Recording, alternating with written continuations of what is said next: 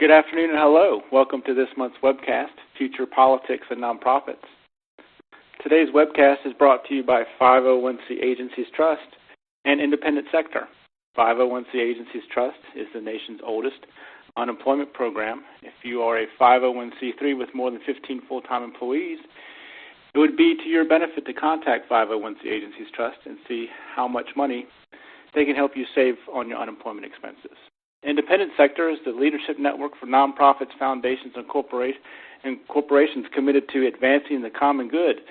Its nonpartisan coalitions networks collectively represents tens of thousands of organizations and individuals locally, nationally, and globally. Many of you on today's webcast are already working with both 501c Agencies Trust and Independent Sector, and we thank you for that continued relationship.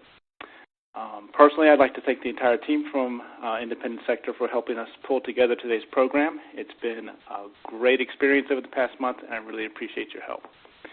Before we get started, I have a little bit of housekeeping to go over. If you take a look at your screen and our webcast module, you'll see my photo. Below my photo is a play button, a stop button, and a refresh button. If at any time your audio skips or the screen freezes, hit the refresh button, and that should clear up everything. If you have a question to ask, right below my photo is an Ask a Question box. Please submit your questions there, and we will be addressing those questions at the end of the program and throughout the program as well. Today's session is available on demand. You can watch it at any time following today's session. If you want to share it with colleagues, friends, relatives, please do so. And a copy of the slides is also available there below my photo under Event Resources. You can see the copy of the slides there. You can download those for your own use. So let's go ahead and introduce our panel. I have warmed them up before we got offline, so we've all done our throat exercises. We'll start with the Executive Vice President of External Affairs.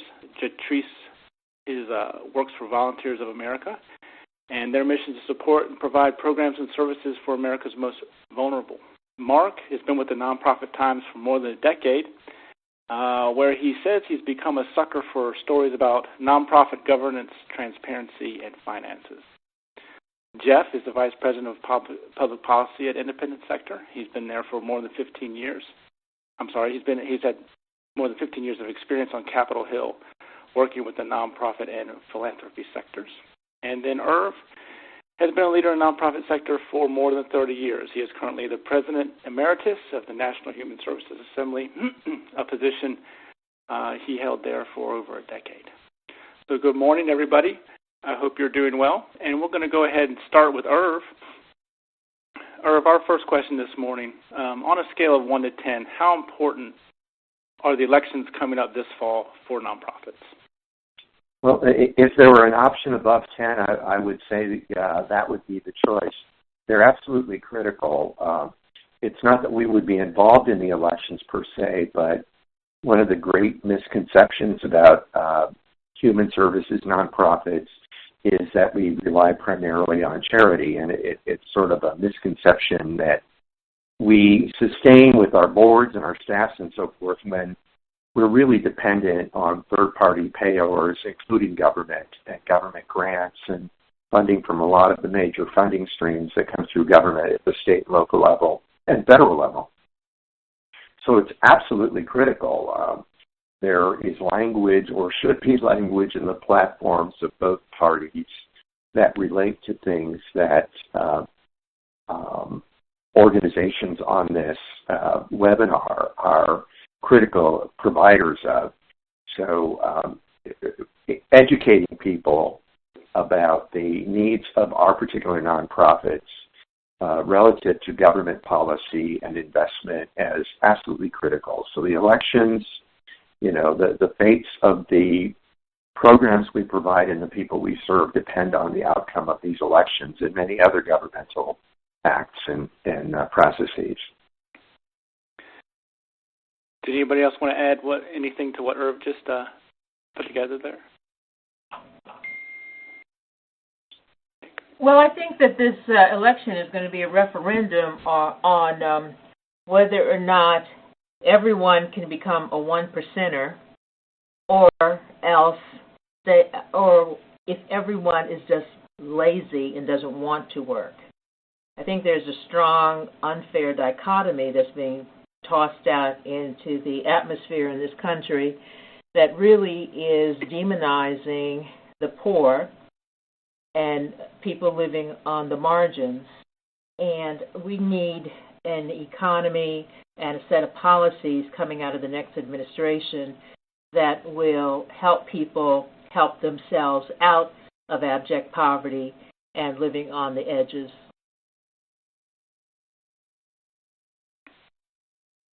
Okay, great. All right. Amen. Then I would like, go ahead. Mark would be, I'm going to ask Mark the next question here. What are the key legislation priorities that nonprofits should keep an eye on, stuff that might affect him after the next election? Well, outside of federal funding and issues related to federal budgets, a lot of what might affect charities will be tied to comprehensive tax reform. If lawmakers can get anywhere on that issue, it's been proposed over the last few years by key members of Congress to overhaul the tax code completely, and some of those proposals have included limiting the child tax deduction on higher income tax brackets, eliminating or reducing the estate tax, as well as some new regulations on donor-advised funds. But those still haven't gone anywhere yet, but the topic of comprehensive tax reform keeps coming up pretty much every year. As far as the specifics on the estate tax, for instance, Donald Trump would eliminate the estate tax altogether, while Hillary Clinton proposes to increase the top estate tax to 45% and then lower the exclusion to $3.5 million in assets. For this tax year, as an example, or as a comparison, the tax exclusion starts at $5.45 million in assets, and the charitable tax deduction would be. Trump has proposed phasing out deductions altogether, leaving a deduction for charitable and mortgage interest rates, while Hillary Clinton caps this benefit for itemized deductions at about 28%, which is similar to what President Obama has tried to do in a series of federal budgets over the last few years, but that's never been successful. And there's also a postal reform bill that was passed this past summer that would make a permanent increase in the postage rate of 2.15%, which has some mailers already working the phones to try and keep that at bay. Okay. Did anybody have anything else they wanted to add to what Mark just spoke about?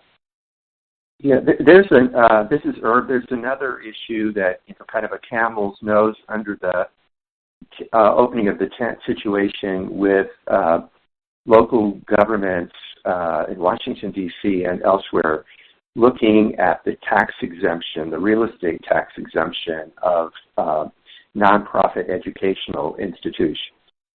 I don't know if that's wrong, right, or indifferent, but if we're considering the tax-exempt status of one set of nonprofit institutions, who knows where that will go.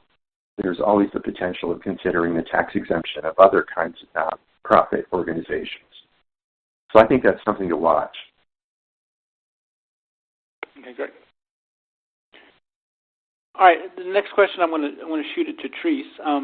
How can nonprofits do a better job in this next administration and this next Congress at communicating the complexity of the work that they do and the values that they provide our communities? What can we do better as a sector on those public policy communication strategies? Well, there are a lot of things we can do, but let me give you an example of why and how important it is.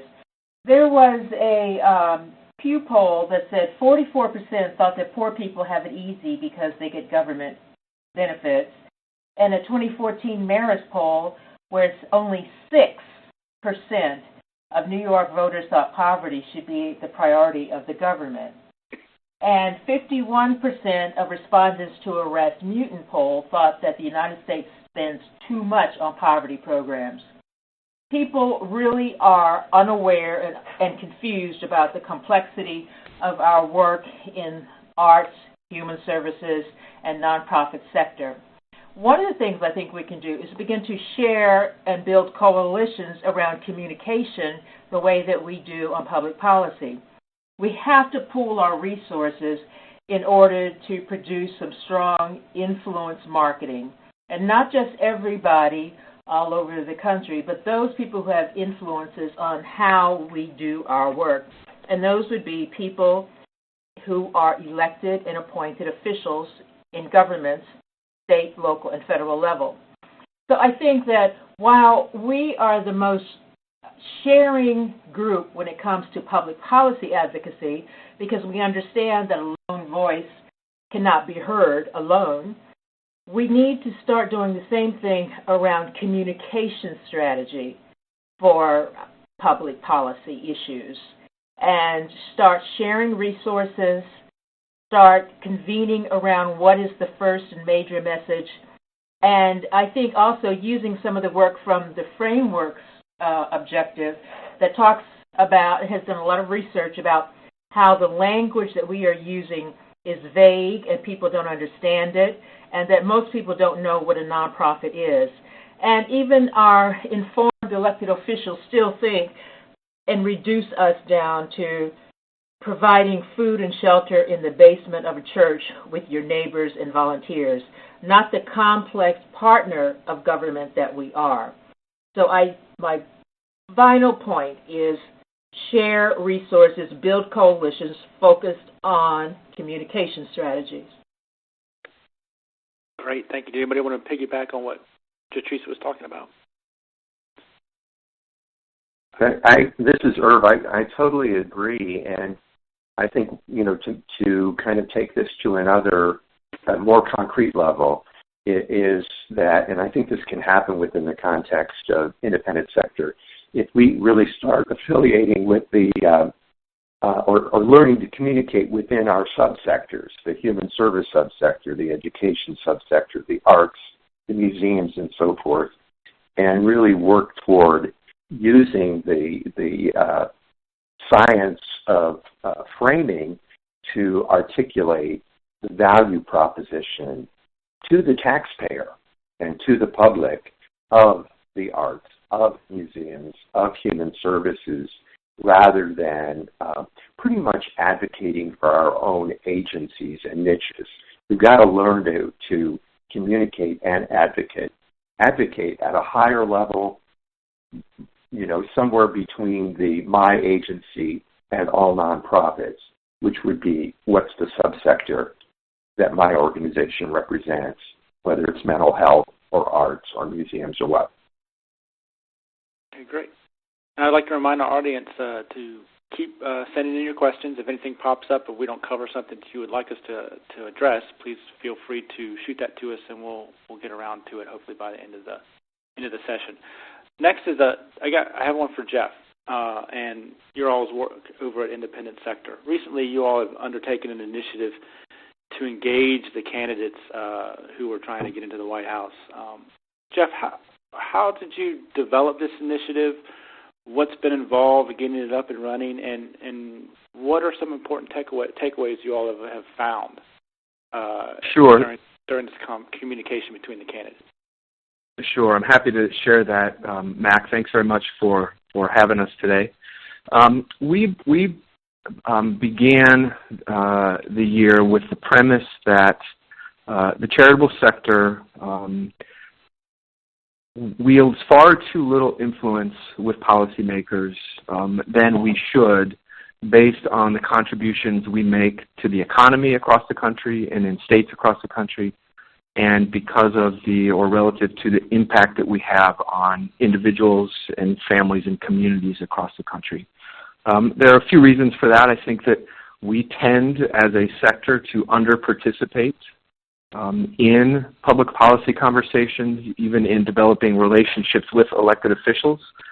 They don't tend to know very much about us. Our experience working with lawmakers in Washington is they don't tend to know very much about the sector. Most of them have very strong positive feelings about individual charities and foundations whose work they have seen up close or who has touched them. But they don't know very much about the sector, or that there is even a sector, and that there are shared values and interests and common principles and needs in the public policy space among charitable organizations.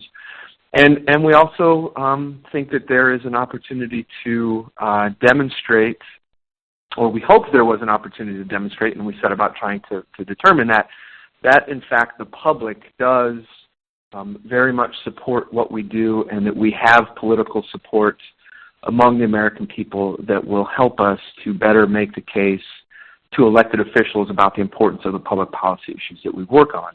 So I'll go quickly. I'm going to try and boil about a 90-minute presentation down to a handful of minutes here, but I do want to be clear that we will be releasing in the middle of September a very much more thorough and detailed report than what I'm going through now, and we will be happy to share it with Mac, and then you can make it available to everybody who's on the call today.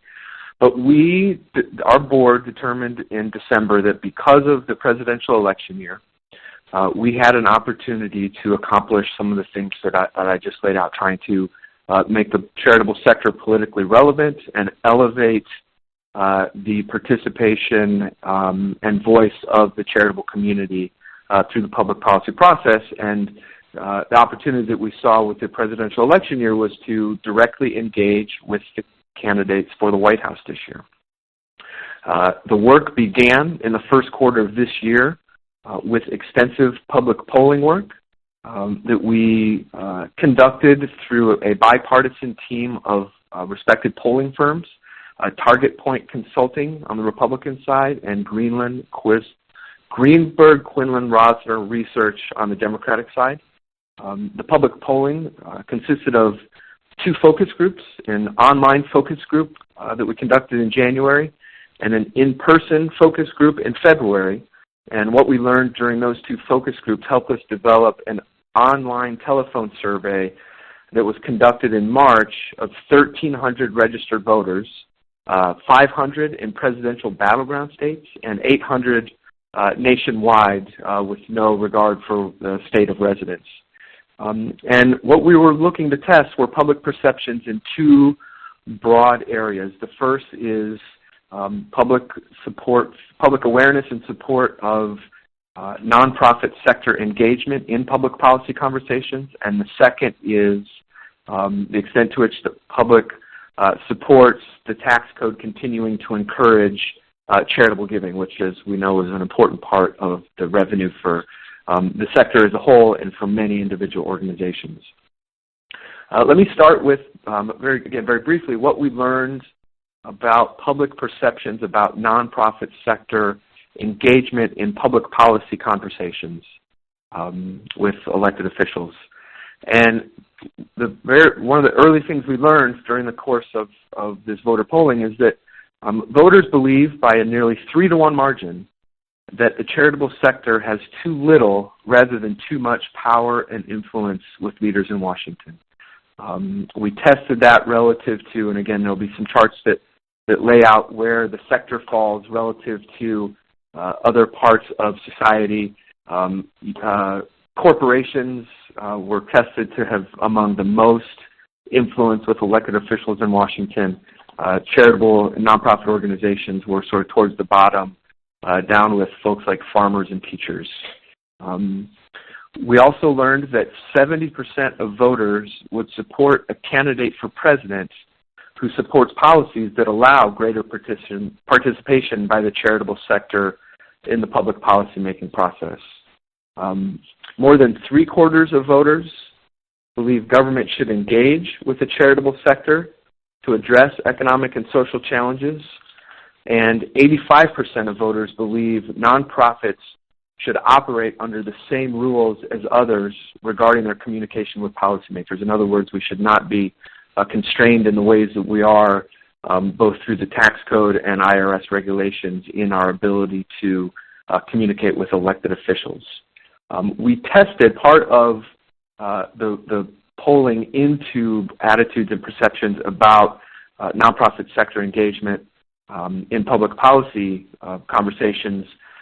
We tested 11 arguments or messages in favor of nonprofit sector participation.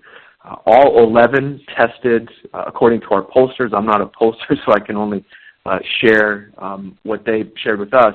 but any one of the 11 arguments that we tested was found to be persuasive enough, more than 70% persuasive, that any one of those could have been the argument or issue around which to build an entire engagement strategy with candidates for office.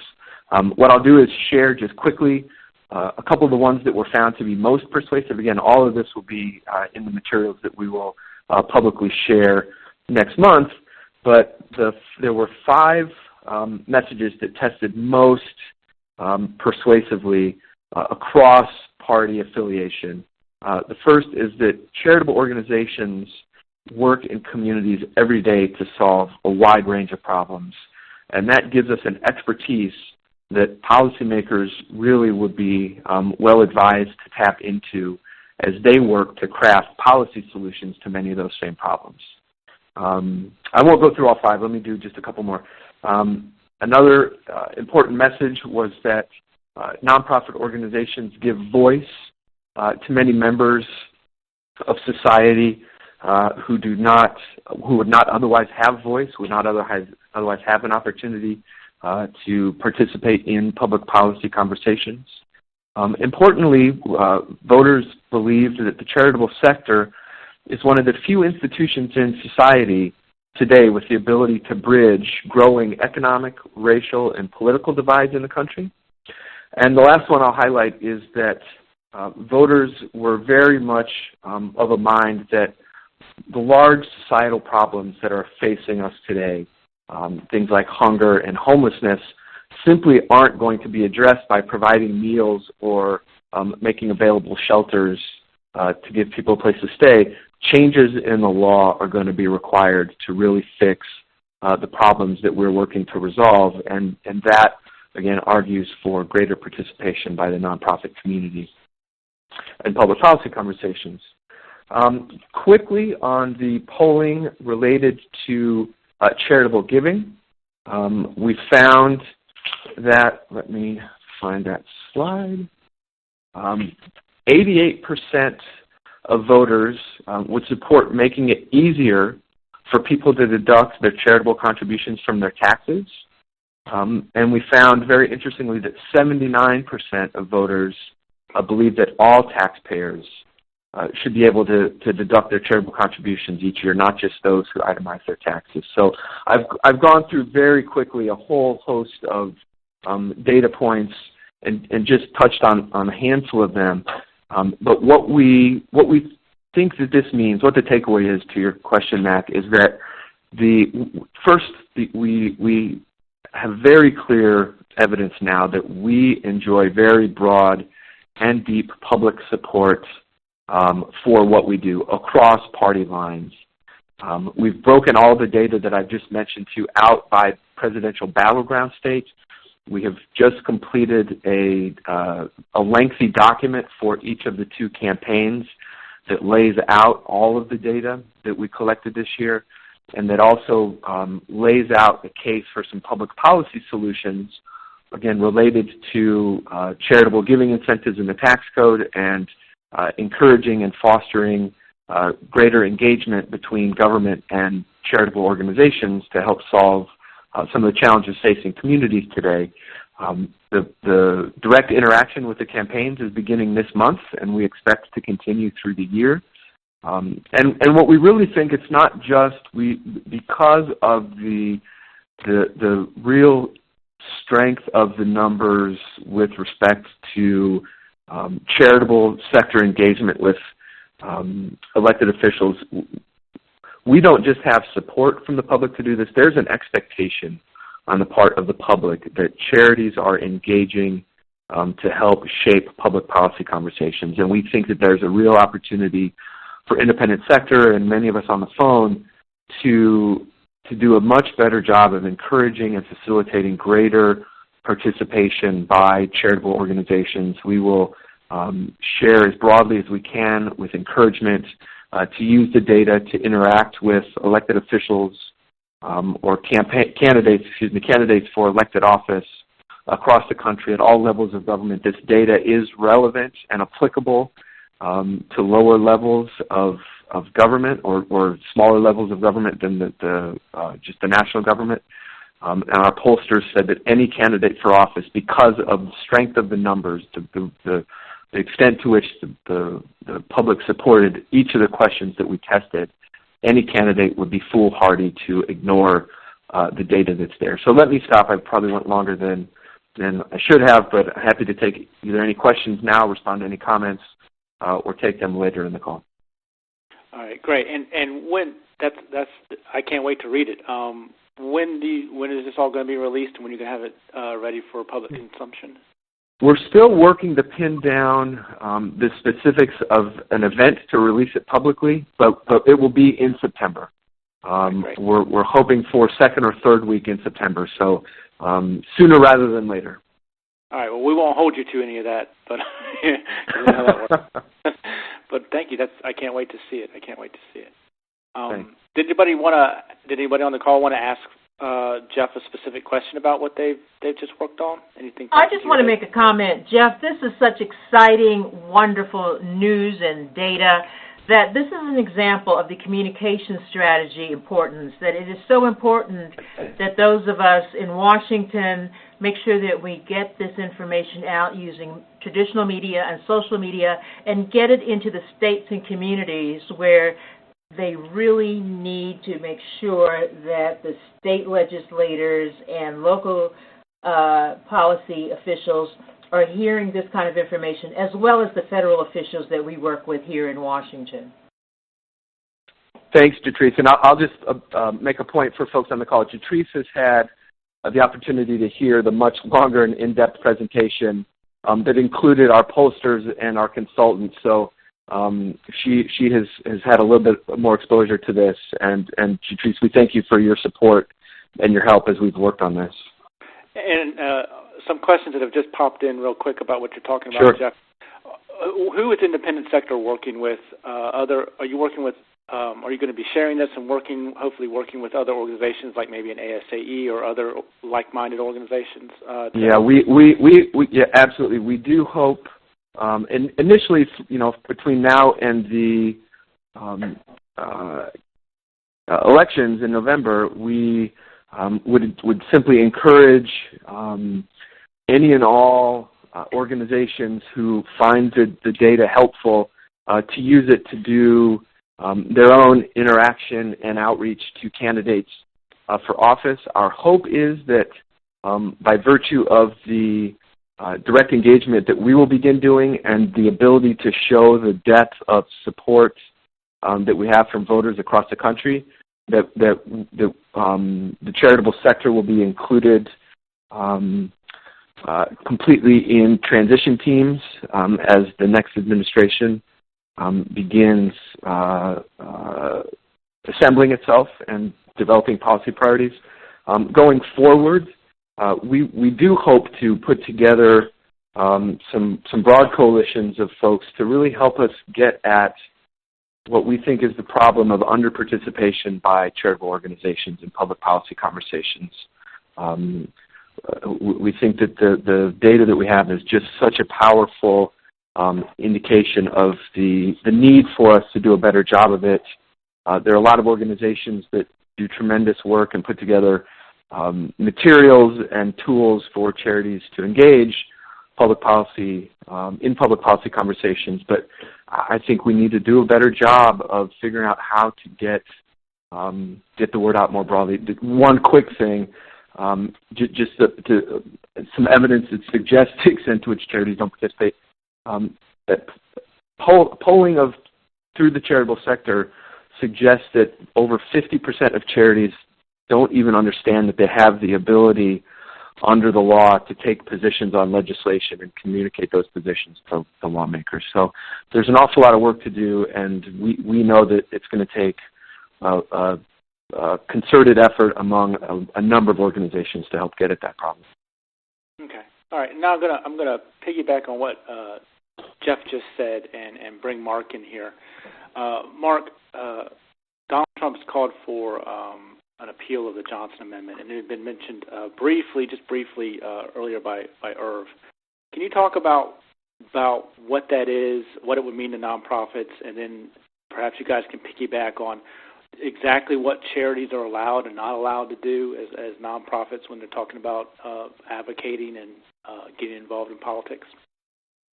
Yeah, I think that's part of the probably part of the confusion or reason there might be some under-participation from charities that might be afraid that they're not allowed to advocate or do any kind of political activity. There's a fine line there, but basically the Johnson Amendment bars tax-exempt organizations from doing anything such as endorsing candidates and actively doing things like that. They can do educational type campaigns. For instance, voter registration, League of Women Voters does a lot of that. But the Johnson Amendment specifically targets tax-exempt organizations from doing any kind of endorsing or active campaigning. We have a story on the whole amendment issue in our September 1 issue coming out. Basically, it goes back to 1954 when Lyndon Johnson, when he was in the Senate, was able to get an amendment passed.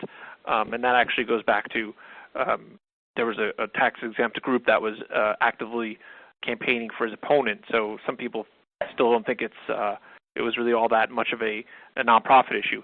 But it kind of reared its head again in 2004 when the NAACP chairman had called on members to boost voter turnout to try and specifically mention defeating George W. Bush, and that made a big issue out of it. The IRS actually looked at it and ultimately didn't do anything to NAACP's tax-exempt status, but I think it kind of put it back on the radar. And ever since then, there's some religious groups and churches who basically believe that the amendment is unconstitutional, and they want a complete repeal, while other groups just want a little more clarity on what they can or can't do because they're afraid that there's some self-censorship in terms of organizations and churches aren't exactly entirely clear what they can do. So I think that's part of the reason why there's some hesitancy perhaps by nonprofits and other organizations to even kind of get involved in that. Just a quick clarification, Mac. The prohibition on political activity applies just to C3s, to charitable organizations. Exempt organizations are permitted. There are limits on the amount that 501c4s, C6s, social welfare organizations, unions are permitted to engage in activities like expressing a preference for a candidate, working to influence the outcome of elections. The Johnson Amendment, the complete prohibition applies just to charitable organizations. Thank you, That's a very important clarification. I was referring to C3s specifically when I say, tax-exempt organizations. Yep. All right, great. Irv, the political environment right now. We've just heard a bunch of data from Jeff. Is it better or worse right now for nonprofits? And of course, when we say nonprofits, we'll talk about C3s and charities. Or is there an opportunity? Is there a political opportunity now? What are you seeing? What do you think? Well, I'm an optimist by nature, but I don't know if it's better or worse. It's just not good. And I feel like we're kind of an undiscovered or misunderstood sector. The kinds of things that Jeff was talking about in the results from the polling and the work that independent sector has done, we're invisible. The issues that we represent are stepchildren in the political platforms and in public policy. The amount of funding that goes to human services, at least, the non-defense discretionary funding has been declining consistently over the years. It's just one barometer of the inattention that what we represent is getting on the national, or not just national, but it's getting on the policy level. I actually think things are better in some ways at the state level because, there's a greater closeness between state legislators and the nonprofit organizations in their districts. But I also think, given what we're talking about, there's a great opportunity for us to kick it up a notch or a big notch in terms of our sophistication. And I, again, echo what Jatrice was saying. A lot of it is about coalescing I would say it's about coalescing in our subsectors, not just for nonprofits in general. And it's also, reflecting the other comments from Jeff and others on this call, that it's really using data-driven approaches to communications and policy. So we've got to get our act together. We have to help people understand that we're not charities per se, that we're not supplicants for government funding, but that we actually do the public's work. We're serving the civic purposes of communities, whether it's in terms of arts education or human services or the environmental improvement or any of the other host of purposes that we serve. So I think there's a huge opportunity to better communicate, but it takes coalescing, not just for the sake of coalescing. I think we tried as a sector, maybe 8 or 10 years ago to advocate for nonprofits as a group unto themselves. I don't think that was very effective, and I don't think it can be. I think you have to blend the nonprofit civic sector purpose with a specific kind of mission that an organization or a group of organizations are purpose. So the opportunities are boundless, but we got to get our act together first. All right, great. Thank you. Patrice, what policy areas currently are providing the best opportunities for bipartisan support in the coming years? I think there are quite a few, and I think as advocates, particularly those in the human services sector, we are uniquely positioned to bridge the cognitive disconnect between federal and state and local policymakers and practitioners. For example, experts in the nonprofit sector can help to inform the renewed bipartisan interest in evidence-based policymaking. The newly established Commission on Evidence-Based Policymaking met for the first time last month and expressed its goal of increasing the use of rigorous program evaluation when creating policy. But much of the discussion talked about large-scale data collection processes of federal agencies. The nonprofit sector has long sought to make better use of outcome evaluation and is well positioned to encourage Congress to promote policies backed by strong evidence-based research and evaluation.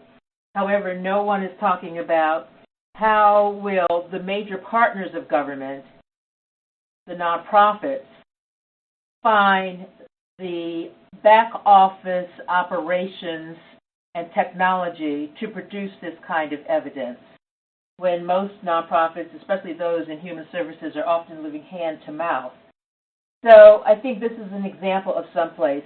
Another place is the whole idea of low-income child care. Now, that's something that increasing low-income families' access to child care is a bipartisan issue, expanding the earned income tax credit, and there are quite a few others.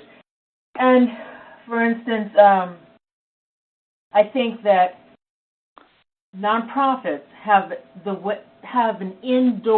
doorway to talk to people. For instance, I've been up on the Hill talking to members of the Ryan Task Force on Poverty, and it's very clear that the staff of the members of that committee have not had in-depth conversations with a lot of nonprofits that are in the area of human services and the elimination of poverty for so many.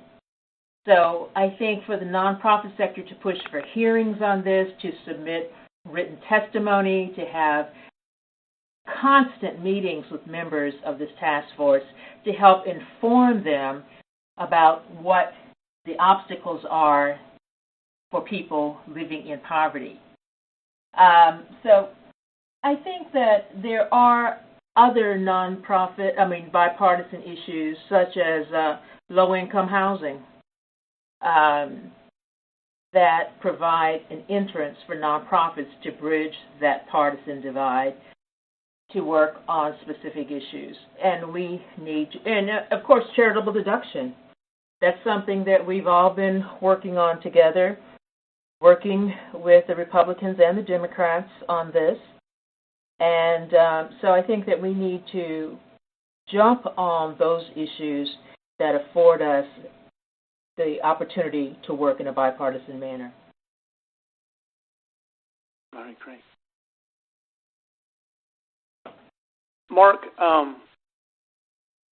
when the current president, President Obama, was elected, and he had created this political machine which would really drawn a lot of young people into the political process, and there was an indication that perhaps that those individuals, those young voters, might stay involved, perhaps through volunteerism and community service, and it never really panned out. And we've got the same thing happening now.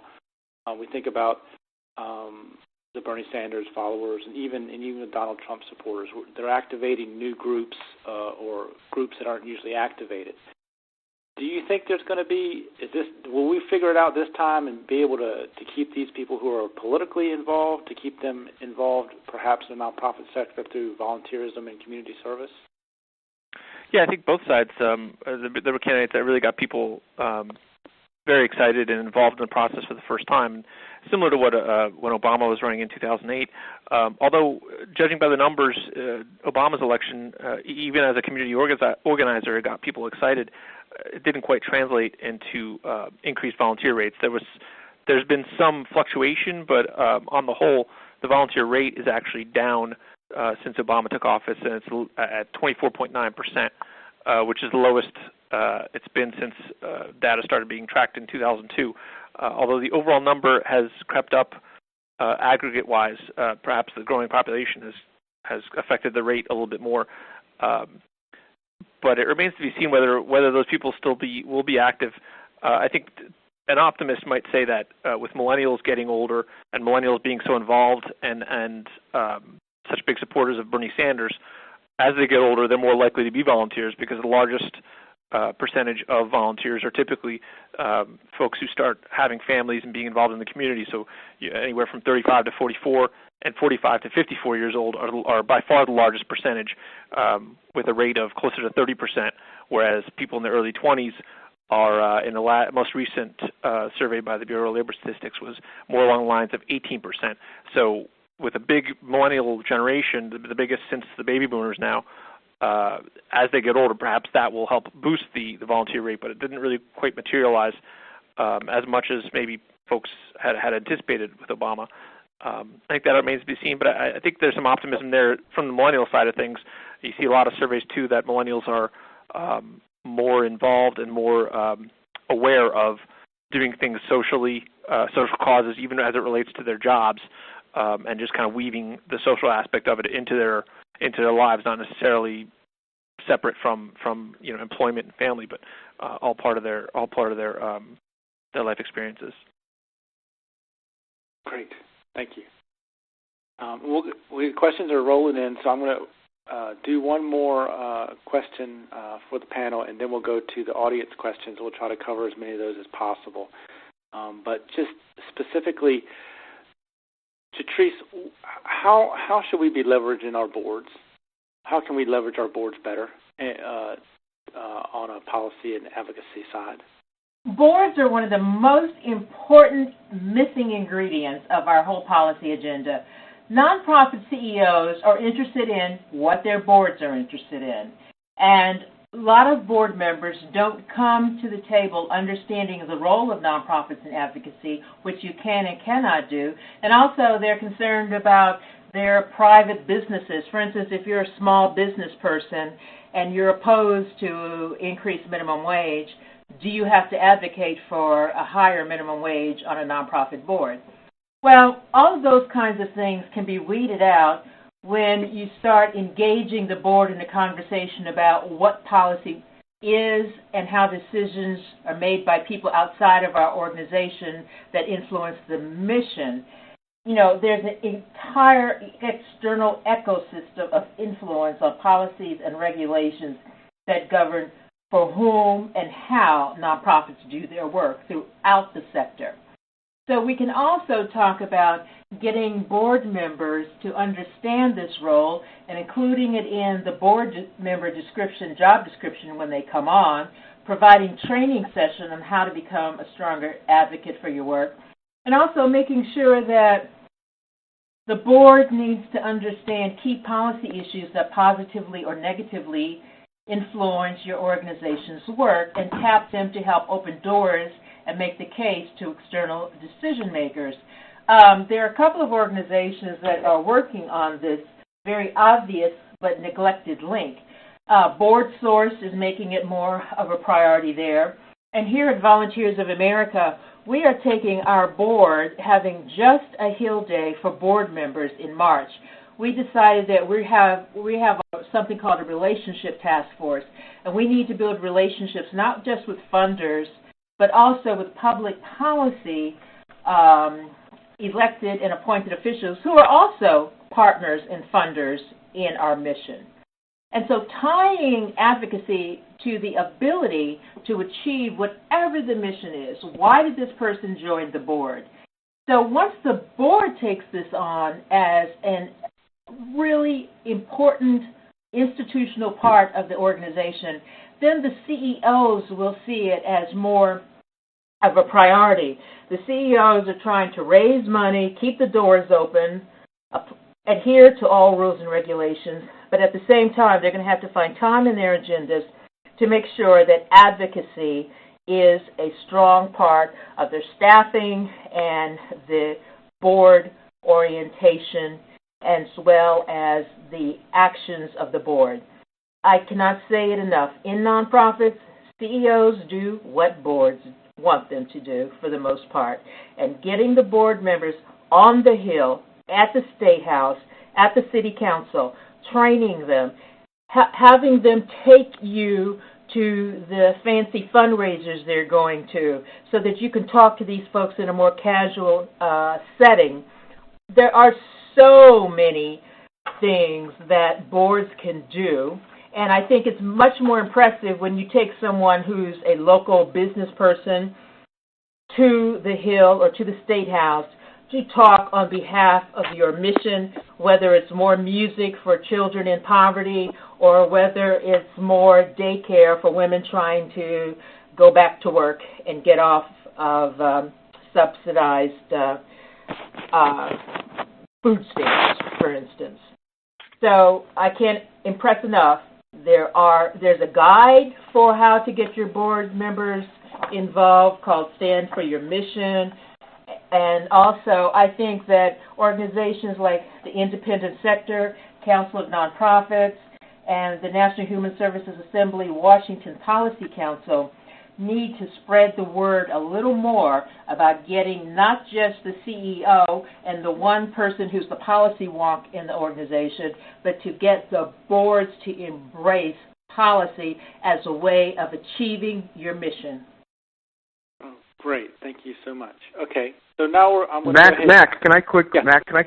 Right one, I could not agree more with Jatrice about that, and I want to emphasize the last point she made about using your board members in advocacy. Our boards are full of business and community leaders who have relationships already with elected officials and whose views are respected by those elected officials, and not engaging them in our policy work to help advance our interests with elected officials is just a real missed opportunity. So I just wanted to emphasize how important it is what Jatrice said, and that our board members are assets and we should be using them.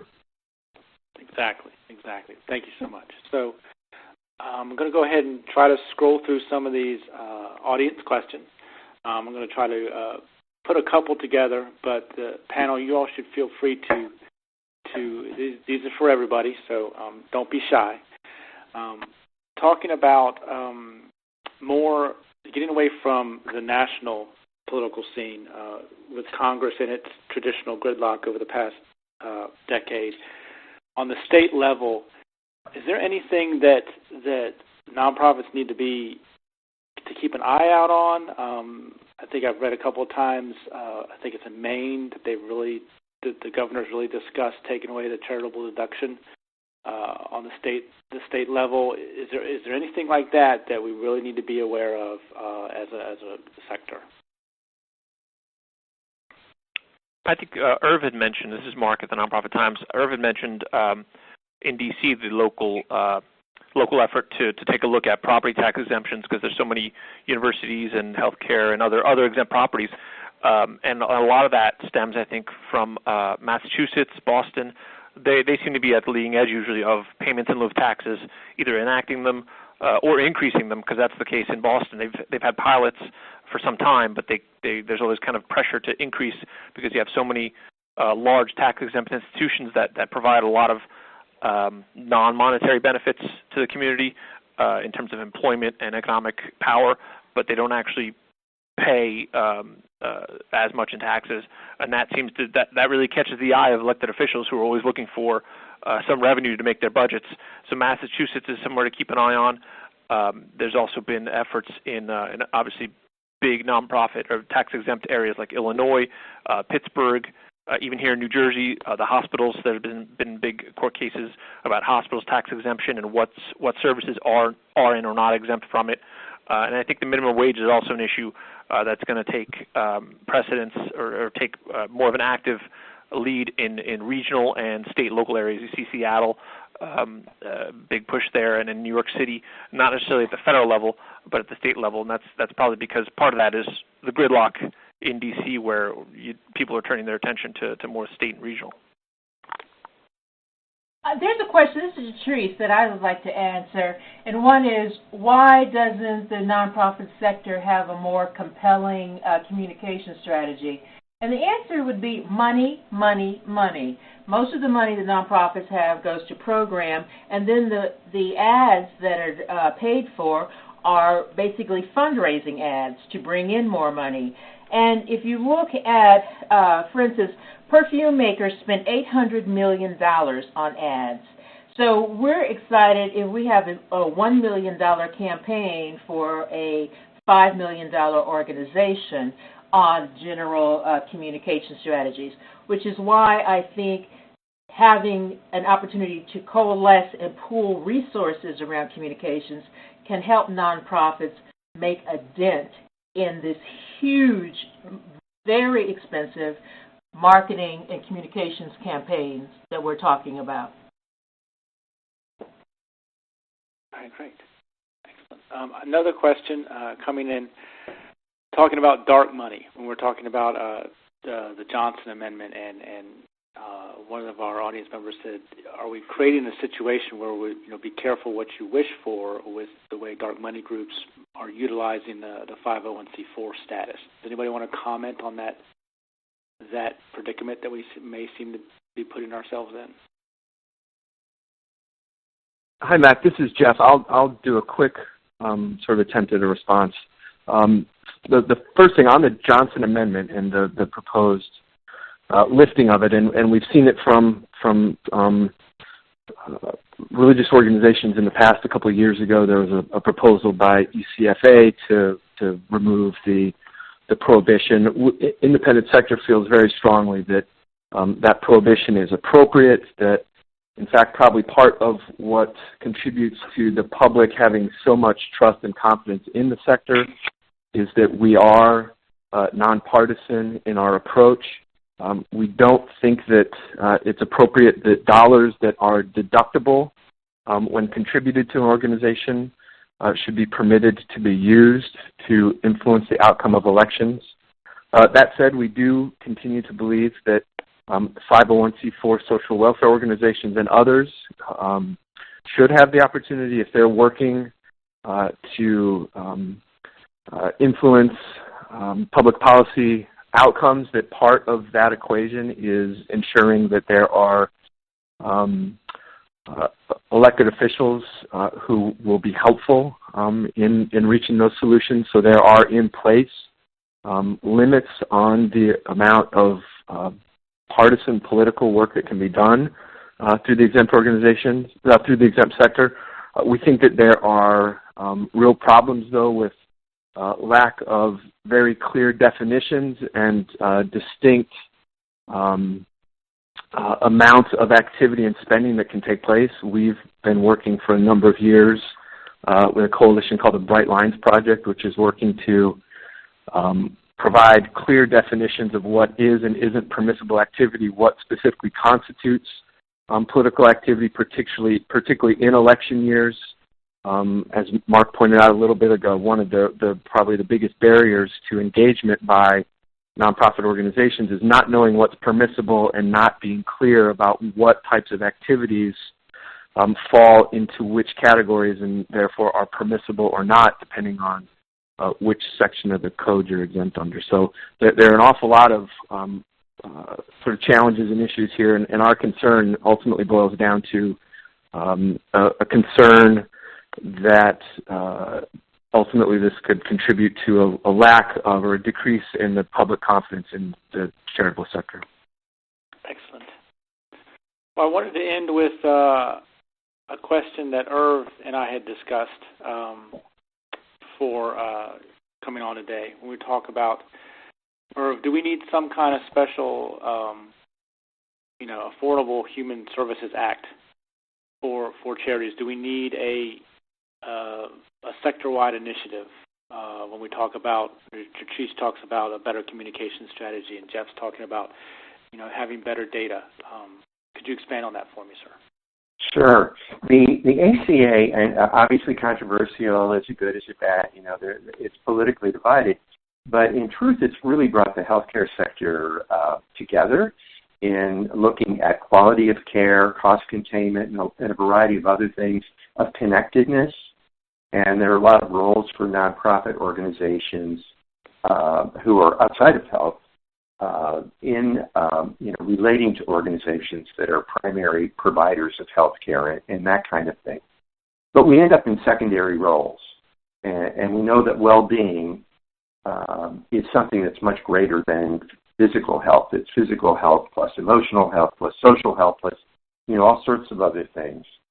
So I think it really gets to the work that the National Human Services Assembly and Frameworks Institute have done in terms of really understanding the bonds across the whole range of human services to be, focusing in on that area. Again, echoing the kinds of things that Patrice has talked about in terms of communication, but it's more than communication. We need to demonstrate that human service nonprofits are beyond the brand. It's not just promoting the Red Cross or the YMCA or Auntie Mae's Child Care Center. It's really about the totality of well-being, all the ingredients. That's what the ACA is bringing to health and wellness, and I think we need something like that on the human services side. All right, well, great. I agree. So on that note, we're out of time. I appreciate everybody being on the call today. Thank you to our panelists, Jeff, Mark, Patrice, and Irv. Jeff will be getting the independent sector information out to everybody. And like I said, this session has been recorded, so you can watch it at the same exact link, URL, forward it to your friends and family. Thank you all for helping me pull this together, and I look forward to working with the rest of you all later on. Thank you so much. Everybody have a great week. Thank you, Mac. Thank you all. All right, guys, we're done. I really